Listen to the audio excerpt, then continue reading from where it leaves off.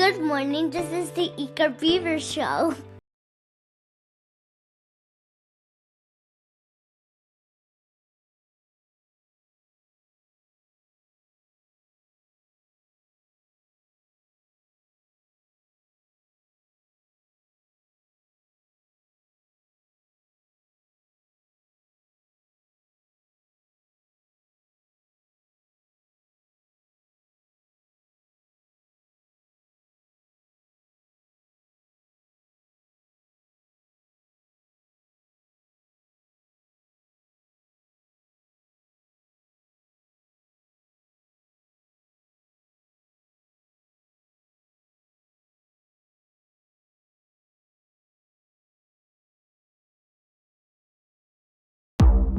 The True North Eager Beaver podcasts are proudly brought to you by our founding sponsors, the Miss V Mysteries from Corvid Moon Publishing, your source for science fiction, fantasy, and cozy mysteries featuring a broad diversity of characters.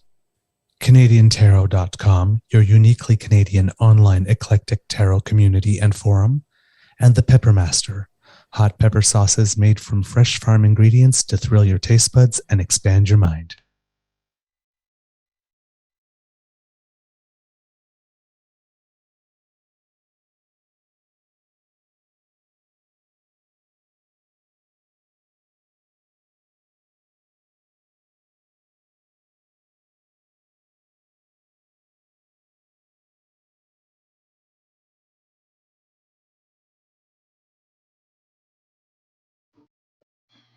Well, good morning and hello, kids, and welcome to season 3 and episode number 231 of the Daily Beaver Morning Show here on the Crier Media Network.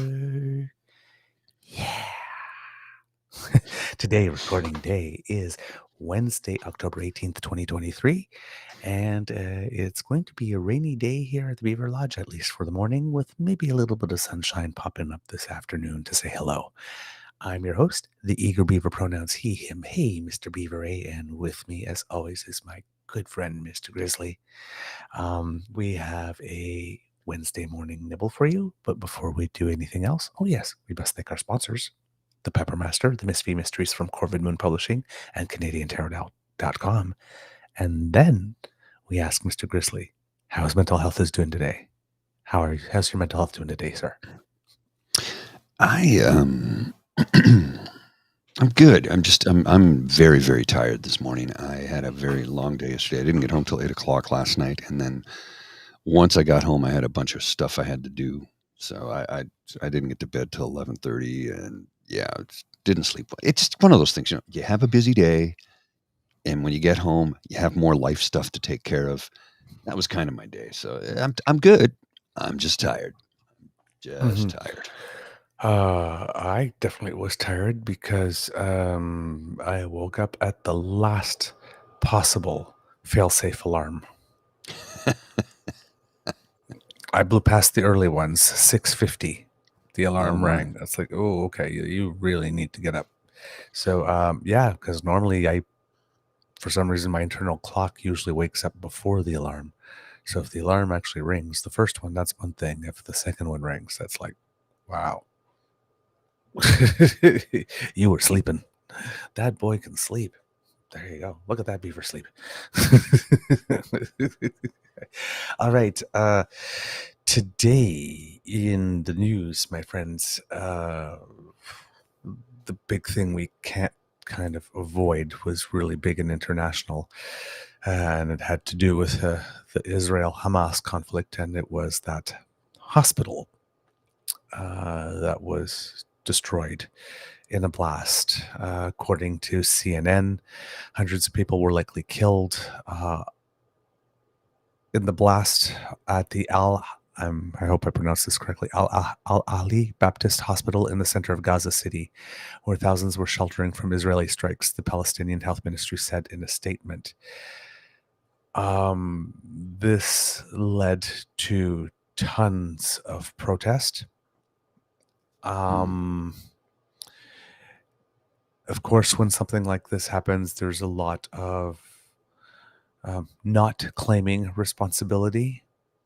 We saw it a lot in the Ukraine-Russia conflict, where things were happening in Ukraine, and Ukraine were saying, well, Russia's doing this, and you had Putin going, it's like, we're not doing anything, Ukraine. Why are you punching yourself? Stop punching yourself. Why are you throwing bombs on yourself? Okay, you guys must be so incompetent. They're playing that like us. Oh, no, we would never do that. So Israel is saying us, that wasn't one of ours. That was one of the Hamas rockets that hit the hospital. That was misfired, and all of that would be believable, or you would hope would be believable,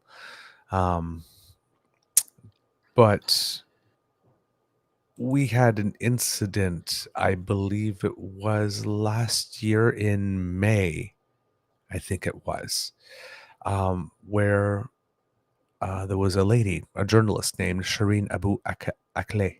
Again, I hope I'm pronouncing the name correctly. She was on assignment in Jenin in the occupied West Bank. She's a Palestinian journalist. And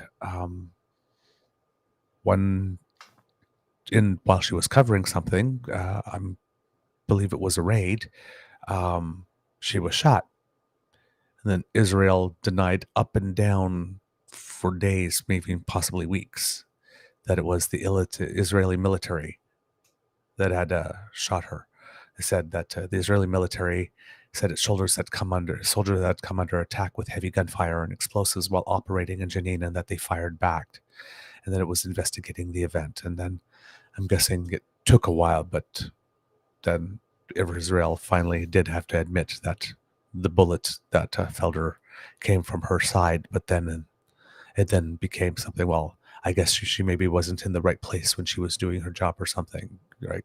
It was somehow her fault, even though she's an extremely experienced journalist. So there's a habit or tradition of first saying, no, it didn't come from us. You guys must have taken out your own. We don't know. In this case, it's way too soon. The problem is that so far in this conflict, we're just a little over a week, closing in on 2. According to the Huffington Post, at least 17 journalists, 13 Palestinian, 3 Israeli, and 1 Lebanese, have died while covering the ongoing conflict. 17 journalists already dead. And some would arguably say that for one of the side, journalists are a legitimate target, even though they're not supposed to be, like at all. Because as we were reminded yesterday, I'm pretty sure it was the Prime Minister itself, it's like, yeah, even war has rules.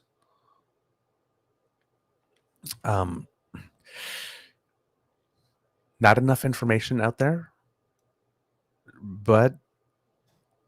and we probably won't know for a while, but targeting hospitals, that's a no-no. That's definitely a no-no, and targeting journalists, that's a no-no. These things are happening.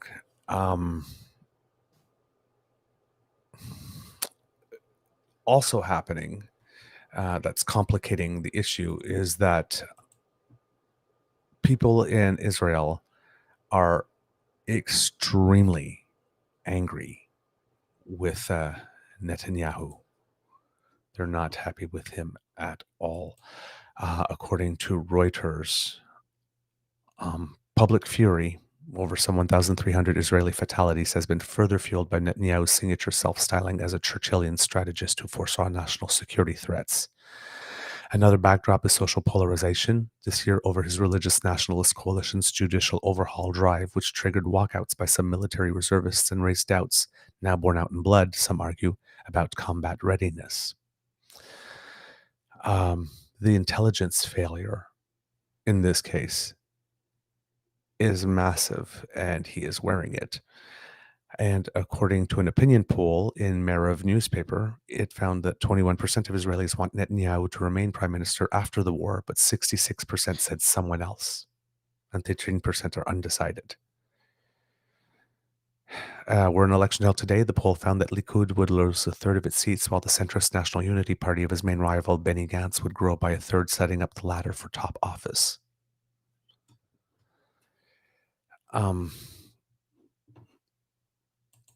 There's a there's a lot. There's a lot I'm going on. rarely speechless. I know. And according to Al Jazeera, when we're talking about the journalists here, it says that every second in danger, Gaza journalists race against deadlines and death, risking their lives amid Israeli strikes. Palestinian journalists carry on working despite little internet connection and electricity outages. It's all bad. None of it's good. Everybody's going to suffer. Yeah, and you have to remember again, like if you haven't seen it, these journalists wear a vest that's very padded, and right here in front, huge, gray background, big blue letters, press, or on the back, black tag with white letters, media or something. But it's huge. Okay, you can't miss it. They're very identified. I mean, it takes up like this much space on the chest. Press, it's huge. It's not missable. Yeah. So it's I don't know, man. I don't know. But dead journalists in a conflict are definitely not a great thing. You know, and every year we celebrate National Press Freedom Day or World Press Freedom Day exactly for this. And, you know, we recently had a journalist from the Philippines, Maria Ressa, who won the Nobel Peace Prize a few years ago. I mean, journalists, you know, we love to bitch on them and bitch about them and point out when they're not doing well and when they're failing. But when we're talking about foreign correspondents, I don't know if you saw the clip a few days ago, like in the early days. They had Clarissa Ward from CNN. She was like on the ground. She had the camera on the ground and she was lying down on her side and still reporting because, you know, there was shelling and everybody was told to duck. And she was reporting while it was going on. And even though she's on the ground and her heart must be going like a million beats per minute, you know, she's remaining as poised and as calm as one can be. And is just delivering the news. Mr. Grizzly, dedication. Yeah, I will. In case you haven't seen it, I'll send you a Twitter link, and you can play it.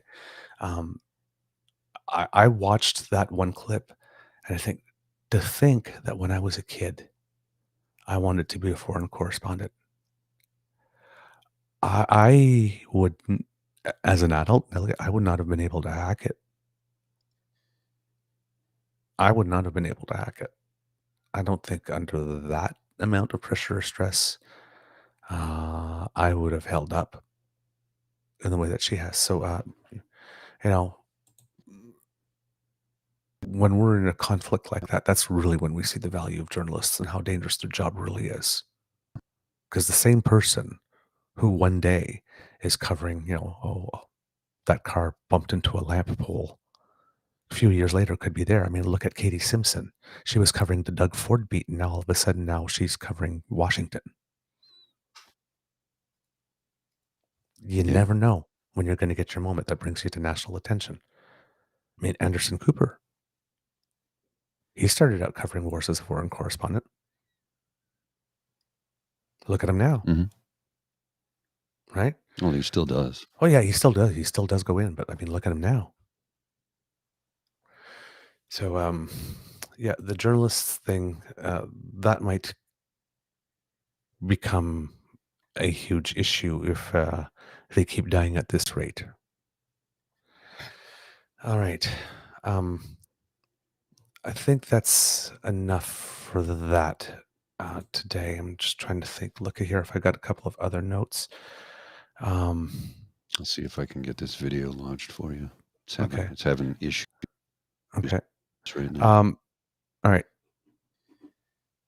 There are. Sorry, did you say you had it right now, or? Okay, no, not you didn't. All right. Our parties. I haven't played it yet. Okay. Yes, I know. Our parties are making statements again. Prime Minister Trudeau is making the point of making the statement according to international law. So Canada fully supports Israel's right to defend itself in accordance with international law, and in Gaza as elsewhere, international law, including humanitarian law, must be upheld by all. Even wars have rules. Pierre Poilievre said there can be and there will be and there can be no negotiating with Hamas. Hamas can only be destroyed. Let it be said that the suffering of the Palestinian people is a tragedy. Every innocent human life, Palestinian or Israeli, Jewish, Muslim, Christian, or otherwise, is of equal precious value. Those are the right words. I have a slight bit of trouble believing them coming from him, but they are the right words. And like I said, I don't believe he's a monster. So I will assume that that's genuine, even though I still have a block when I hear him saying the right thing. Mm-hmm. And then, pardon? Go ahead. Yes, I have the video for you. Okay, and then I'll just finish with this one. And then yesterday there was an MP from the New Democrats. It wasn't Mr. Singh. I'm not sure if he was in the House yesterday. And she was very, very, very emotional. Said, Mr. Speaker, New Democrats are devastated by the brutal massacre and terrorist attack by Hamas, who on October 7th killed over 1,300 Israeli civilians, including women, children, and the elderly. Among those victims were Canadians. And the tally there has gone up. I don't want to report numbers off the top of my head because I don't remember them, but we're definitely at more than 2 deaths now of Canadians. Members of our communities, the accounts of what was done to Israelis in this attack, including what was done to children, horrifies every one of us. This morning, Defense for Children International confirmed that more than 1,030 children in Gaza have been killed by Israeli forces since October 7th.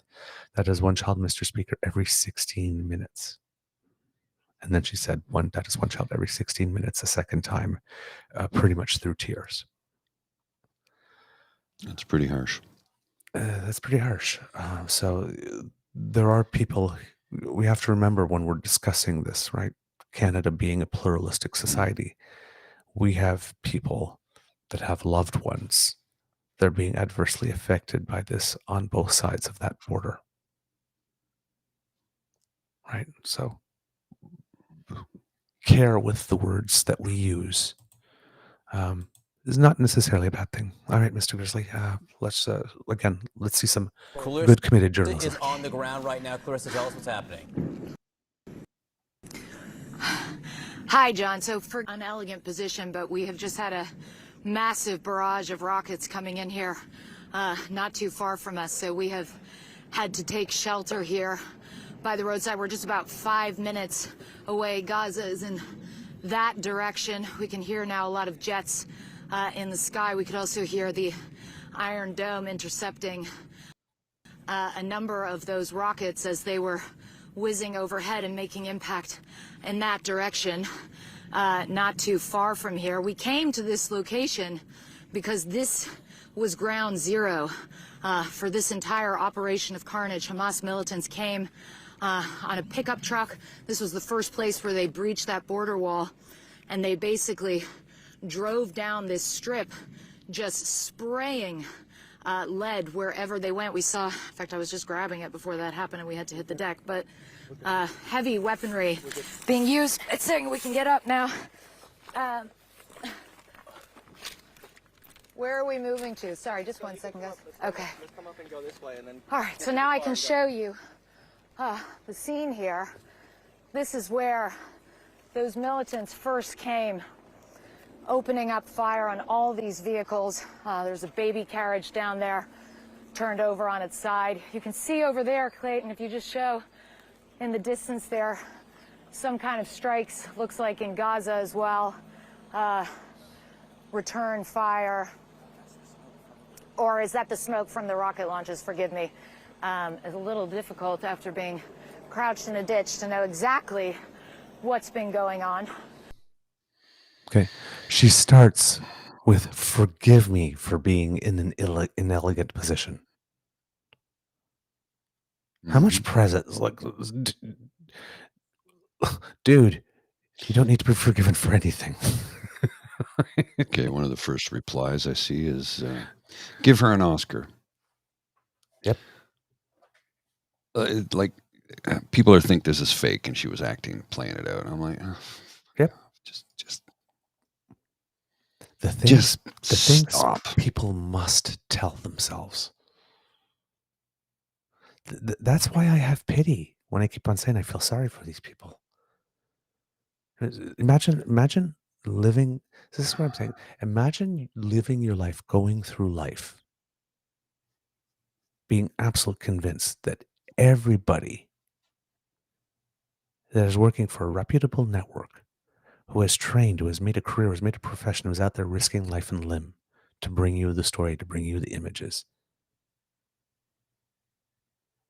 Thinking everybody, every time, is only there to trick you, to fool you, to deceive you, to pull one over you, to make your life miserable, to lie to you. Imagine how dark that place, how dark No, your I soul can't. is. To imagine, it's like, oh yeah, she must be acting. Give her an Oscar. Those kids at the school who just got shot at were crisis actors. Yeah. That Sandy Hook How didn't dark is your thing. heart? Like how for that to be the first place you go to, that you can't imagine a world in which it is possible that a journalist would be covering a war and being legit. That's your starting point.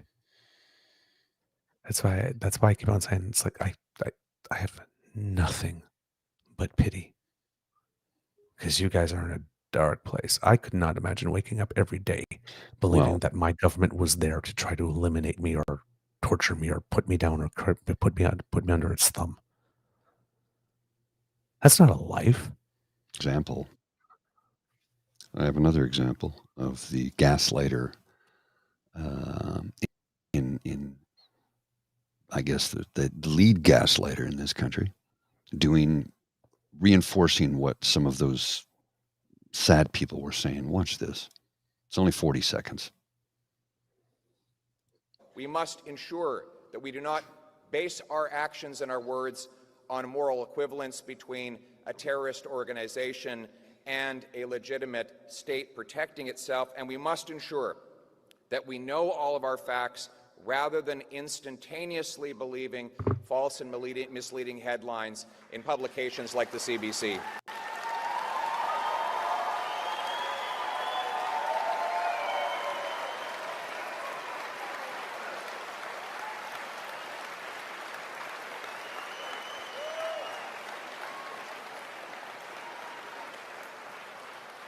We must ensure.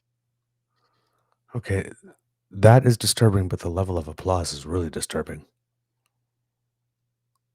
Oh, yeah. What a shit gibbon. Yeah. Cockwomble, shit gibbon, a useless skin tag. Again, remember That wasn't a moment for that. No, He the fired a shot on his soliloquy I own read to you country. yesterday. Yeah. He fired a shot on his own Yesterday, country. I posted it. I'll pull on the screen again. Yeah. This is who he is. This is who he is. This is who he is. He hates Canadians. I'm telling you, the only thing he wants, he does not want to govern. He wants so he can get more money and enrich his oligarchs who pull his strings. He's a cockwomble, a shit gibbon, a skin tag, a useless piece of walking, talking, breathing human fecal matter, and he can fuck all the way off. Oh my God. What Here's another clip for you. This one is 41 seconds. There's more no of opportunity him. he won't pass on. No, this is more of him. This is good. You're going to like this because he's getting called out for his bullshit. Certainly you tap very strong ideological language quite frequently. Like what? Left wing, this and that, right wing, I mean, it's that type of ideological thing. I never really talk about left But or right. anyways, a lot I of don't people really believe in that. Okay. Radical left. Radical leftist authoritarian. This prime minister's leftist ideology, Marxist government, socialist policies. Big socialist governments, radical leftist agenda, the socialist policies of the NDP with the government. Liberal NDP, radical left, champagne socialist, leftist, authoritarian. I never really talk about left But or right. anyways, certainly you. See, that's the thing is when if he's going to do that to a journalist is probably going to show up at one point. Okay, fine. You want sources? I'm going to do that. I'll bring them to you like this. But an average citizen, when they're coming to talk to you, it's like, you don't demand of them source facts, come with reports or stuff to ask you a question. And the thing is that so many people, I've said it, and he does it all the time, that if I was there and I was sitting there, it was like, says who, I'd be sitting there going, there have been so many, I can't isolate one. Which time? Every damn day? Which, it's every time you open your fucking mouth. Right? So, like I said, somebody put it on Twitter the other day. I wish somebody would just respond. I heard it from Brianna and Mustafa. Yeah. Yes. I'll never get a chance to have a one-on-one like that farmer did. Oh, no. Never. No. They'll never let me anywhere within 500 meters of that man. They'll never let me within 500 meters. I will come armed with facts, and I will fire every single one of them right at his head. Even though look, that's the thing. They would never let me get near him. No. It's like, even though I'm as sweet as apple pie, they would never let me get near him either, because I would say something that would trigger him. Actually, what Cassie just put here in the chat, in his arrogant mind, he's saying, "How do you like them apples?" He actually did say that when he tweeted it. He tweeted it. And that was, "How do you like them apples?" And there was part 1. There was a part 2. I didn't watch it, I guess, because he was proud of it. The only way I assume that thing works for him is if somewhere in part 2, that guy who he's talking to somehow got Jedi mind tricked into converting his mind and saying, you know what? Hey, I will consider you. Because otherwise, the bit that I've seen does not impress me. And it certainly didn't make me want to watch the rest. I probably should at some point, so I know what I'm talking about. But in that previous thing where he's sitting at the podium, and he's talking about the facts, not commenting without knowing the facts. Dude, you can't get the facts. You don't have the security clearance. You are literally, of all the party leaders, are the one that's, except for Blanchet, who didn't get his either, but I'm not sure he cares about the issue all that much, at least politically, because it has nothing to do with Quebec. It has nothing to do with him or his province. Or his mandate or whatnot. So, yeah, exactly. So as a human being, yes, but as a politician, why touch that? Not at all. There's nothing in it for him. But yeah, like seriously, we need to know the facts like this, and that's why we can't trust media like CBC. It's like, who are you relying on? You can't even see the intel. Well, that's because if I get the security clearance, Justin Trudeau will show me something and say, that's security cleared, then I won't be able to talk about it. No, well, I won't be able to gin up. But if you were worried about that, then why did rage farming? Yeah, but if you are worried about that, then why did you show up at that unity rally with him? He's trying to play both sides against the middle. I mean, if you really believe that the prime minister would want you to get your security clearance to show you information not only on election interference or political interference in Canada, but on what's going on, actually, really, Russia, Ukraine, what's really going on, Israel, Hamas.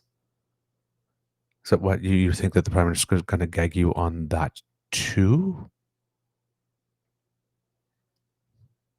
Just so either the prime minister is this horrible person who's this big anti-Semite, like you guys keep on claiming he is, or suggesting obliquely that he is, and you shouldn't be seen or caught dead at an event with him.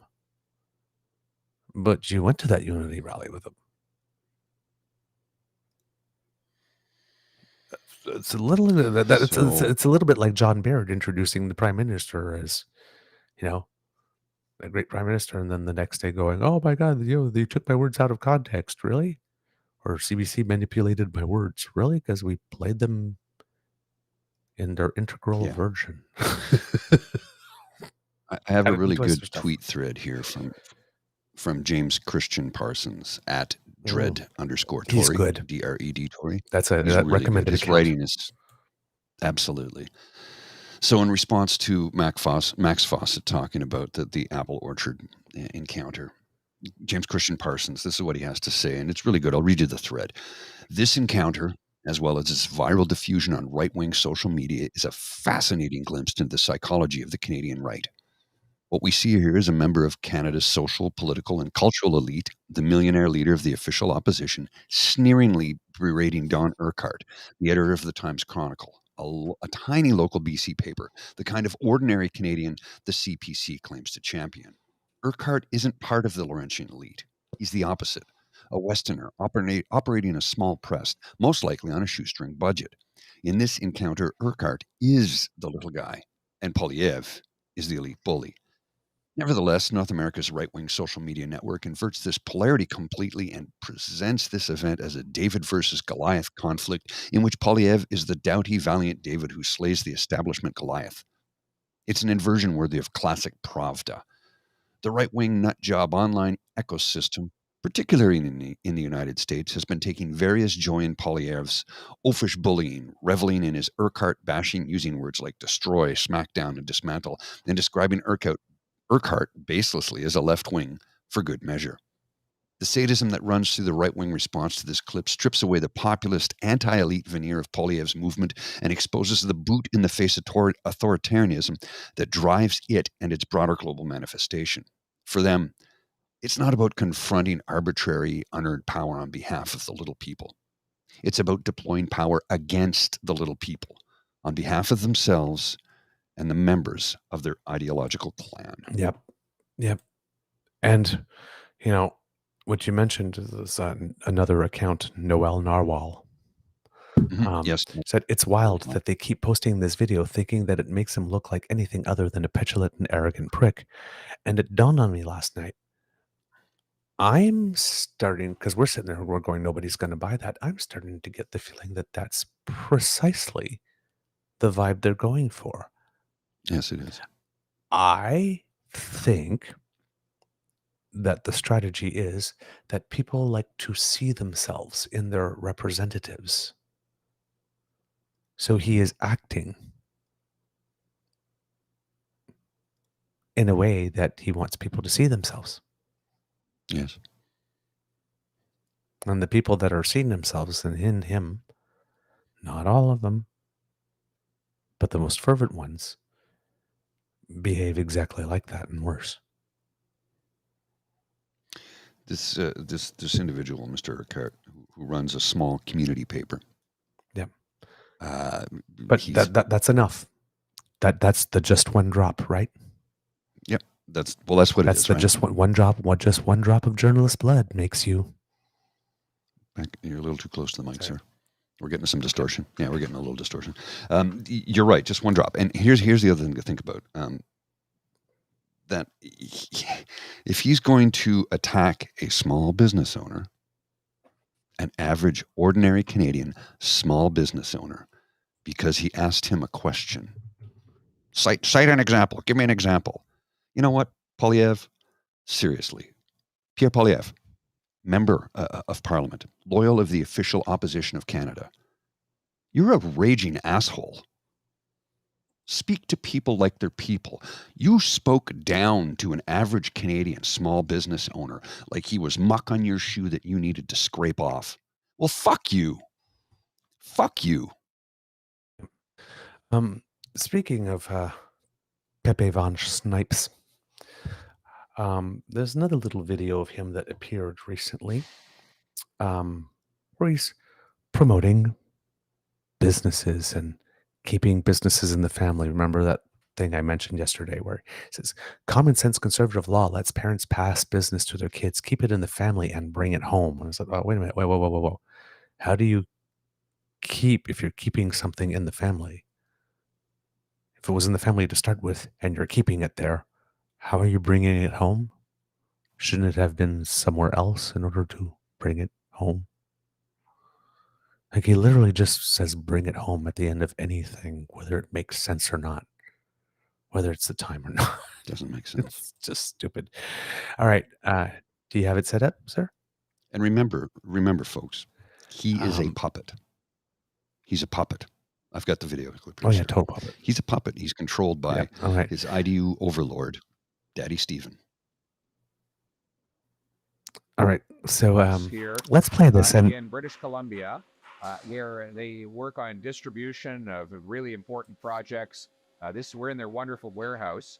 And up until recently, it has been the tax policy of the government that if you pass your business down to your kids, you're not eligible to have the capital gains tax exemption. But if you sell it to a foreign multinational, you are. And that was punishing businesses and farmers for passing the business down the line. Conservatives brought in a private member's bill to change that and bring tax fairness for family businesses, transferring ownership from father to son, mother to daughter. And that'll mean that intergenerational family businesses can enjoy the same lower tax treatment as sales to other businesses. So Amy can one day take over the business. Maybe, is it Dave? Yeah, Dave as well can take over the business and pass it down the line, and the legacy can stay and continue. That's what we need, right? Family business, common sense. Yeah. So let's bring it home. All right. Okay. Number one, he's bragging about a private member's bill. It's not even freaking government policy. It's private member's bill. Very few of them ever pass. And he starts that whole clip. The first sentence is Mr. Uppel has a beautiful business. That's not just Mr. Uppel. That's Member of Parliament, the Honorable Tim Uppel. Poilievre is actually, yes, promoting a fellow MP's family's business in that clip. It's all kinds of unethical. Yeah. All kinds of unethical. Like completely unethical. He used totally. I would assume you can't do that. No, I would assume he used party funds that come from political donations, which are about 60% financed by you, me, everyone, the taxpayer. Thanks to our political donation tax credit law. He's taken some of that money, public money, portion of it is public money, and used it to create an advert that promoted the business of the family of a fellow MP, and then bragged that the party was doing something to help families pass from generation to generation with equal tax treatment to other businesses on a private member's bill. Yeah. Not even party policy. Whatever the equivalent for stolen valor is in politics, you can't write off a private member's, just like you can't allow a private member's bill to pass on abortion or conversion therapy and say you're against those things. Because if you let them be debated, you've created an opportunity for them to pass. If you were against them, really, you would not even open that door to allow that to happen. And on the other hand, claim that what he's claiming right now, that you can actually promote a fellow MP's business. And it's not. You can't walk both those lines at the same time. Nope. You can't. Well, what Ree's saying here. Wait, he can promote an MP's business in a political ad, but Trudeau couldn't go skiing as a child with David Johnston? As a child, he went skiing with David Johnston. He was 12 years old. Uppal is an His ski buddy. Uppal is a member, is an MP, sitting MP right now. And not only a sitting MP, but a member of the you know, the core little group, you know, the deputy leaders and the house leader and whatnot, Yeah. the little core group of 12. Uppal is there in that group too. He's in Pierre's here's the most thing. inner circle. Here's the thing that kills me is he just did a political ad promoting the business of a fellow member of parliament. He did a political ad. We're not in an election cycle, number one. That's 2 years away. Number two, there's so many ethics violations right there. And he's proud and bragging about what he just did. We need to make hay of this shit right now. This needs to be brought up. This needs to be on the front page of every newspaper that he is in clear violation of ethics. He is promoting the business of a fellow man, doing so with party funds. There's so many violations going on there. How in the fuck is this guy still in office? His lies alone should be enough to get him called out. I don't know what to think anymore about what is happening to our Westminster system of parliamentary democracy in this country when somebody can lie every single goddamn time he opens his fucking mouth and get away with it. How is that possible? Somebody tell me, because we're in the upside down right now. This near running a scout troop, let alone a country. He is a dangerous, dangerous thing to democracy in this country. I cannot believe that he's allowed to get away with this every single goddamn day. Nobody holds him responsible. And then when he confronts a small town, local community newspaper, the owner of that publication, a community newspaper, the guy's not a millionaire. He's trying to run a paper and do an interview, and he's so smarmy that he eats an apple in his face the whole time he's talking to him. Cite the examples. I don't talk about left. I don't talk about right. And then I just showed you a video where he did it multiple times. This smarmy prick. Look, I am not nice to that man. There's good reason. He doesn't deserve to be treated nicely. He does not deserve to be treated nicely because he is such a rage farming. I'm trying to contain my anger right now. I'm trying not to swear my brains out and call him out for the shit gibbon cockwomble useless skin tag that he is. But he is the death of democracy if that man ever gets elected to prime minister. We're done. We're finished if he gets in office. I'm telling you, we are done. And the worst part is the people who will be harmed by him the most don't even know it. And they're the ones who will get him elected, and then they will get upset when they realize, oh, I guess we fucked up, eh? Yeah, listen to us. We're telling you the truth. Do I say vote for Trudeau? Do I say vote for... No, I said get yourself informed. This man is not fit to run a Boy Scout troop. We say don't vote for assholes. We say vote for people who don't show outright contempt for 2/3 of the country. I don't tell you who to vote for, but I can tell you somebody you shouldn't vote for. Yeah. Absolutely. I'm just... And you will notice also that if you happen to be on Twitter, there is absolutely no tweet from Spencer Fernando or Terrazano or whatever his name is from the Canadian Taxpayers Federation being upset that our taxpayers' dollars are being used by a leader of a party to promote a fellow MP family business. We don't go where there's no video from Mini-Me Pierre with his glasses or sometimes contacts and that high squeaky voice and flapping his arms a lot like Spencer likes to do. Pointing his finger, putting his finger in her face like Pierre likes to do all the time too. Every time Pierre's talking, at one point his fingers comes out at us somewhere. Somehow he loves doing that. They'll point out somebody else's, oftentimes not even real thing. That's, oh, look at this violation. Turns out it wasn't a violation. But never call out their guy. And then they'll accuse us of, well, you guys are liberal cocksoup. No, actually, we call them out when they screw up too. And again, we're not reporters. We're not journalists. We are left of center. We don't make a secret of that. But we're going to call out everybody who does bad stuff, period, all the time, never fails.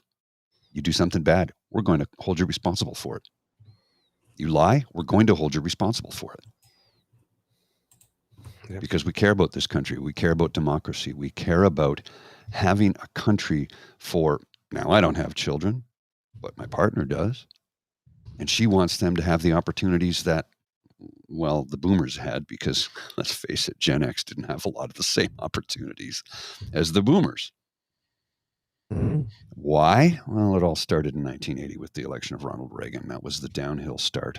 And it affected us in this country as well, because as Pierre Trudeau said, when you lie next to it, when you're sleeping next to an elephant, when the elephant rolls over in bed, you better get out of the way or you get crushed. Mm-hmm. They're the most powerful nation on earth. Joe Biden is the most powerful man on earth. He's not the leader of the free world. God, I hate it when they say that. I hate that so much. We didn't vote for him. Nobody in Europe voted for him. Yep. He's not the leader of the free world. He is the most powerful man on earth. He controls trillions upon trillions of dollars, the largest military might on earth. All of that is true. And he's trying to bring it back to pre-Reagan days. And you notice all the Republicans who are fighting against him to do it. Well, Poilievre would be lockstep with Trump if Trump was to get back in. And he would take us so far back in time. It would be the 1950s all over again, except without the prosperity. All the bad parts of the 50s, he would bring back. All the good parts of the 50s, they'd get thrown out. Yep. He's voted against housing. He's voted against unions. He's voted against wage increases. He's voted against care packages like CERB. He does not have your interest in mind. He cares not one bit about a single Canadian. He's responsible to his oligarchs. Yesterday, he went on about how the Minister of Food is wondering why the grocers are not doing anything to lower the prices. My response was, and what exactly will you do about it? Please share with us what you're going to do about it. Are you going to nationalize the grocers? No. The oligarchs that pull your strings won't allow that to happen. We know you don't have a plan. You're just rage farming. Trudeau bad, me good. That's all you ever have to say. Mm-hmm. That's pretty much it. How are we doing for time, sir? A cup of coffee, and we got to start wrapping. I got to get into the office. Sorry, I'm wound up this morning. Can you tell? I can tell. My anxiety's getting the better of me, and I had to get that out today. I couldn't hold it in any longer. And believe me, I held back a lot. All right. So you're stepping away for a couple of minutes? Is that what you said? Yeah, I'm going to grab a coffee, and then we got to start wrapping. Okay. All right. Okay, kids, a little update on Manitoba as well, because yesterday we talked about Heather Stephenson's sort of, kind of apology, but not really, for those ads. A former Manitoba cabinet minister, Rochelle Squires, was interviewed by Power and Politics shortly after the election, and she had some interesting things to say. The journalist, the host asked her, some of these ads were pretty strongly criticized as being cruel and insensitive and divisive. It's the way it's been described by a lot of people. And I've read some of the reporting, though, in the aftermath, and no one seems to take responsibility for the decision. I mean, who decided to do this and what were they trying to do? And she responded, so as a former cabinet minister of that government, and certainly as someone who had held some senior portfolios throughout the time in office, I am certainly taking accountability along with everyone else who ran for the PCs, who was part of the PC campaign. I think that we all have a level of responsibility, and I certainly take responsibility for that. Having said that, as a candidate, when we put our name on the ballot and we enter into that relationship, that very unique relationship between as a candidate running for a party on a party platform and knowing that decisions are going to be made, it's not always going to be a consensus decision. You can't run a campaign like that with 57 candidates by having everything vetted by each and every candidate. So there's that sacred trust between a campaign manager and a campaign team and the candidates.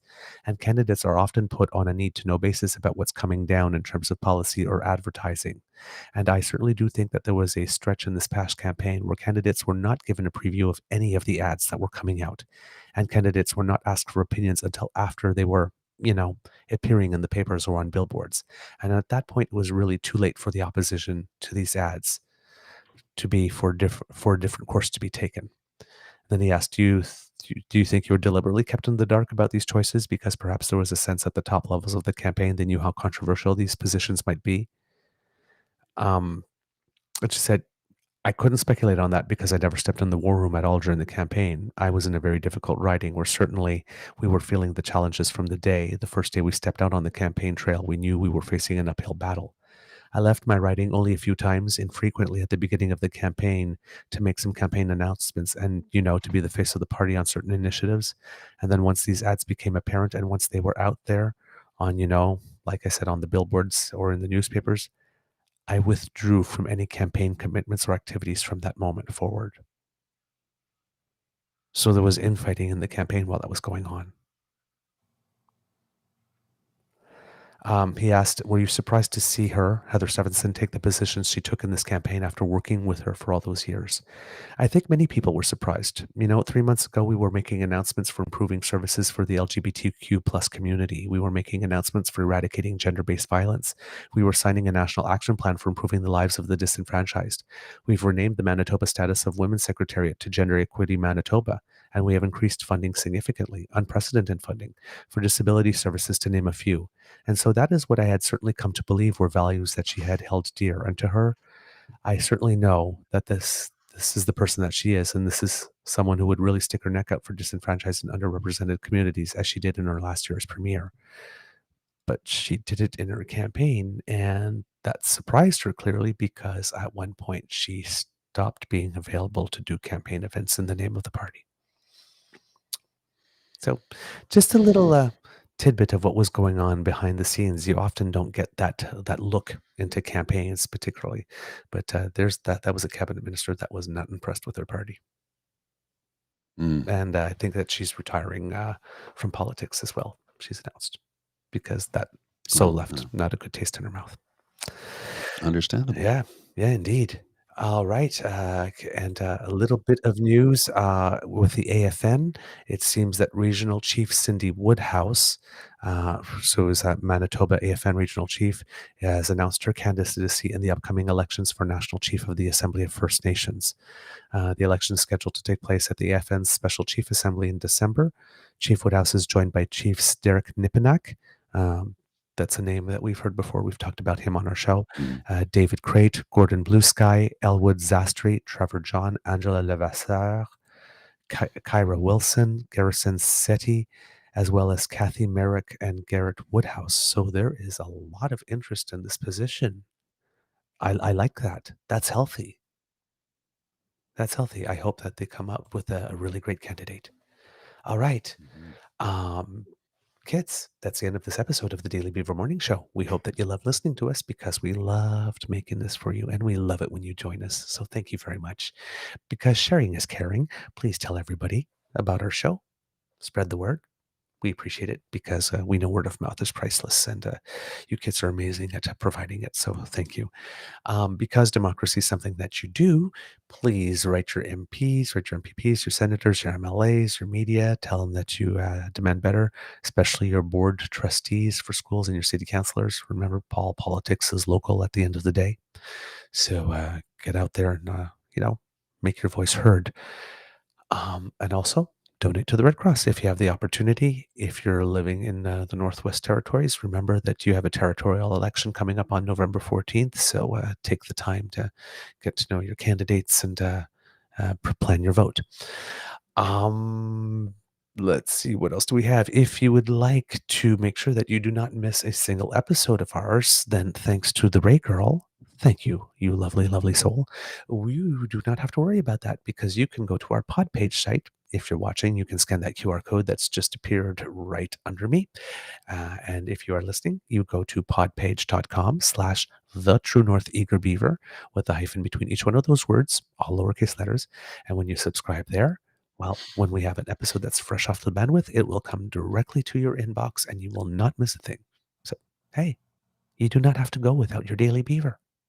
You don't. And you can sign up on the pod page as well for early releases and emails of that nature. Oh, nice. And we will soon be able to, very soon, be able to create additional content for the Kits and Cubs on the YouTube page for those who join. There's a subscribe and then there's the join function. And the join function, we're going to create some additional content there. But now that I need you to understand that there's subscription fees involved with that. So we got to work out the details of that. Yep. We're not there yet, but we will be, and we'll create some additional content, sort of like behind the scenes stuff, I guess, for those who are curious to see how the sausage is really made. Yep. But there is a subscription fee charge for that. That's when you join. Also with that, once we get that capability, if you're watching and you want to send a donation immediately during, it's called Super Chat. You can send money right during the chat right away instead of having to go to the coffee page. So it's just, these are all things that are in the works and will soon be very much available to you to utilize. Yep. Whoops, that was the wrong button. Yep. The good folks at the What You Can Do Network, our good friends there, have that. And it seems to be very effective for them. There's a whole section that's called Community that's almost like Twitter where you can actually post things that becomes available to you. So eventually we will get there, thanks to you and your support. So thank you very much for that. If you would like to subscribe to our YouTube feed, click Elaine and smash those buttons. Please go there, True North Eager Beaver Media. That's our page. And you click like, share, and subscribe there. And that would make us very, very happy. If you want to make your beaver happy, subscribe. Okay. Subscribe for Happy Beaver. Got some new stickers coming. Yes, we need the harp for that one. Subscribe for Happy Beaver. Let me find it. Hang on. I've got the harp here. I got to find it. I got it. It's right here. One more time. Say that again. Subscribe for Happy Beaver.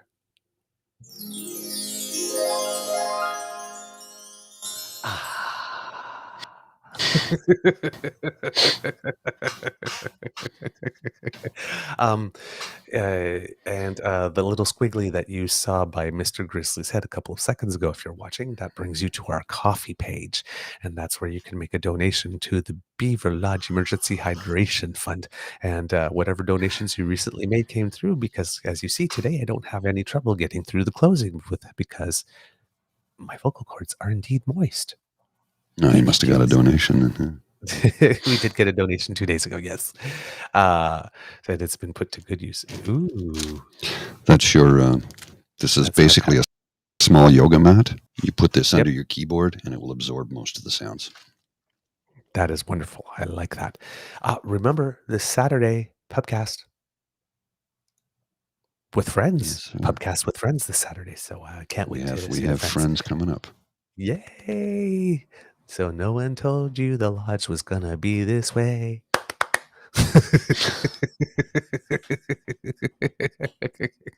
Didn't see that coming. I've got twig for you. Anyway, I know that sounded bad. That sounded I was really gonna, I was going to say I got wood, and then I thought, maybe I'll change that for twig. All right, kids, we're going off the rails. We're going off the rails.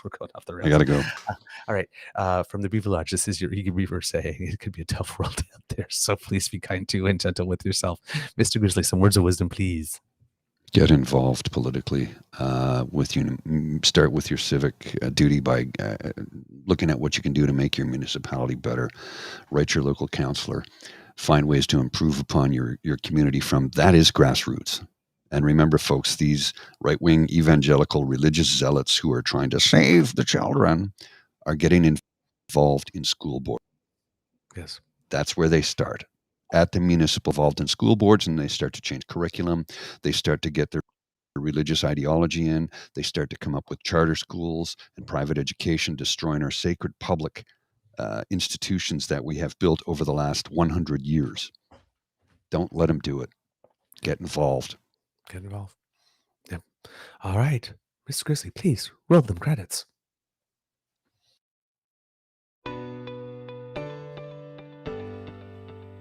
You are listening to a True North Eager Beaver media podcast. The True North Eager Beaver podcasts are proudly brought to you by our founding sponsors, the Miss V Mysteries from Corvid Moon Publishing, your source for science fiction, fantasy, and cozy mysteries featuring a broad diversity of characters. CanadianTarot.com, your uniquely Canadian online eclectic tarot community and forum, and The Peppermaster, hot pepper sauces made from fresh farm ingredients to thrill your taste buds and expand your mind.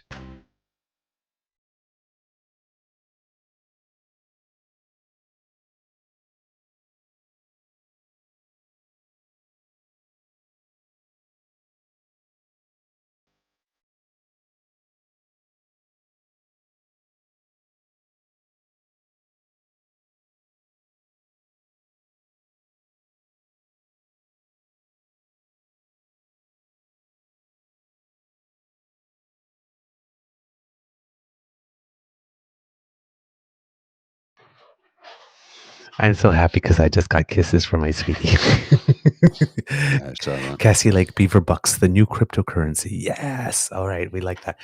Just one little note for people who are watching in the United States. Jim Shorts Jordan did not get the speakership on the first vote. Yesterday, they swore to us up and down that this would be settled by the end of day. And then after not getting the first vote, he pushed the second vote back to 11 a.m. today. So, oops. Grab your popcorn. Oopsie. Bye. See you Saturday.